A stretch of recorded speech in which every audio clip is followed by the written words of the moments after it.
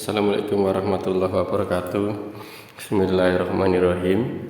Ini adalah video yang menjelaskan tentang bagian-bagian dari Arduino Uno. Bagian-bagiannya akan saya jelaskan dari setiap port ataupun setiap pin yang ada pada Arduino Uno. Saya mulai dari bagian yang sebelah kiri. Nah, di sini ada power USB atau disebut dengan soket USB. Soket USB ini digunakan untuk memberikan sumber daya listrik ke Arduino Uno ataupun digunakan untuk mentransfer data dari komputer ke Arduino Uno. Jadi dia bisa sebagai power ataupun digunakan untuk proses mentransfer program yang sudah dibuat di komputer kemudian dibenamkan pada Arduino Uno ini. Ini guna dari power USB. Power USB ini juga bisa digunakan sebagai komunikasi serial antara komputer dengan papan Arduino ataupun sebaliknya. Yang selanjutnya adalah kristal osilator. Kristal osilator ini berfungsi sebagai detak jantungnya dari Arduino Uno. Jadi dia akan menghasilkan detak-detak yang dikirim pada microcontroller agar melakukan sebuah operasi. Di sini tertera 16.000, berarti dia beroperasi atau berdetak sebanyak 16 juta kali per detik atau bekerja pada frekuensi 16 MHz. Selanjutnya ini disebut dengan power jack atau jack power. Jadi jack power ini digunakan untuk memberikan sumber daya langsung ke Arduino, tidak melalui power USB. Jadi langsung dari sumber daya yang lain, bisa melalui baterai, melalui adaptor, melalui power supply ataupun sumber daya yang lain dimasukkan melalui power jack atau barrel jack. Tegangan yang bisa masuk ke melalui power jack ini maksimal 12 volt dengan ring arus maksimal 2 ampere. Selanjutnya ini disebut dengan voltage regulator. Voltage regulator ini fungsinya adalah untuk mengendalikan atau menurunkan tegangan yang diberikan ke papan Arduino. Jadi tegangan yang masuk melalui power jack akan distabilkan oleh voltage regulator. Selanjutnya tombol reset. Tombol reset ada di sebelah pojok kiri atas ataupun pin reset. Nah, fungsi dari tombol reset ini tujuannya adalah untuk mereset Arduino. Yang direset bukan program yang ada di Arduino, tapi tujuannya untuk mengawali program dari awal. Jadi jika sebuah program sudah running, sudah berjalan, tombol ini akan mengawali program itu dari awal lagi. Itu tujuan dari tombol reset ataupun pin reset yang ada di papan Arduino ini. Yang selanjutnya pin 3,3 volt. Pin 3,3 volt ini adalah pin output yang menghasilkan tegangan output sebesar 3,3 volt. Selanjutnya adalah pin 5 volt, berarti di sini pin yang menghasilkan output atau suplai tegangan listrik sebesar 5 volt. Jadi sesuai nanti bisa dihubungkan dengan rangkaian apa yang membutuhkan suplai tegangan 3,3 ataupun tegangan 5 volt menggunakan pin 3,3 ataupun pin 5 volt.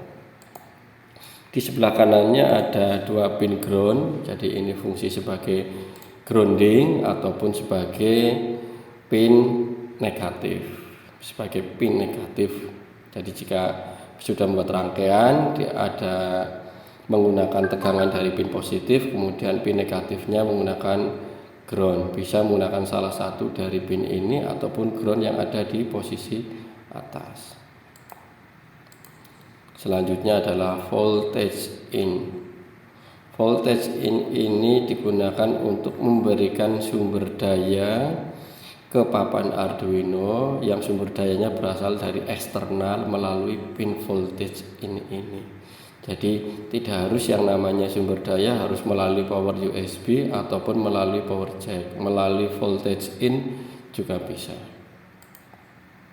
Di sebelah kanannya ada pin analog in. Di sana ada 6 pin analog in, dari pin analog 0 sampai pin analog 5. Fungsi dari pin ini dapat membaca tegangan dan sinyal yang dihasilkan oleh sensor analog seperti sensor jarak, suhu, kelembaban atau temperatur, dan mengubahnya menjadi nilai digital yang dapat dibaca oleh microcontroller. Jadi fungsi utama dari pin analog ini sebenarnya adalah untuk mengkonversi sinyal analog menjadi sinyal digital agar bisa dibaca oleh microcontroller.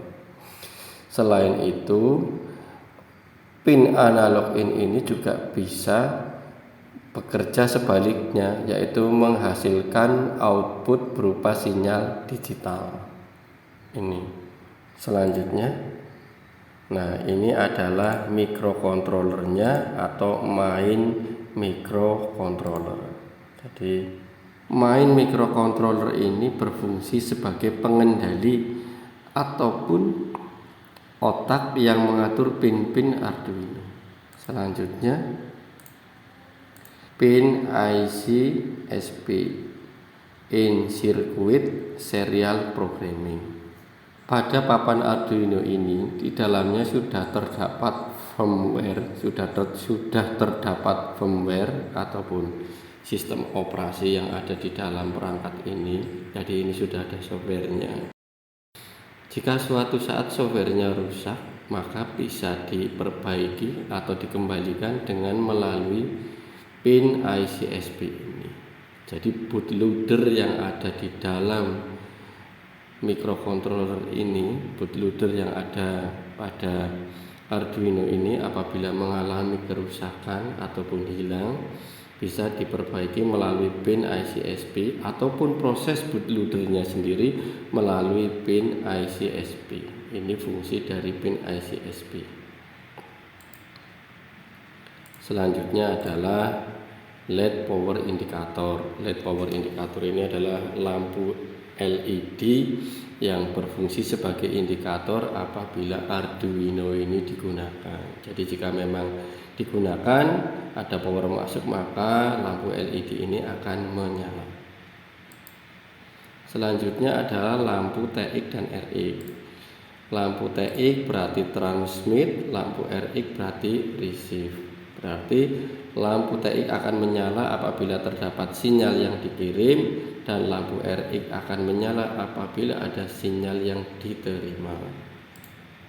Selanjutnya adalah pin digital I/O. Pin digital I/O di sini ada 14 pin.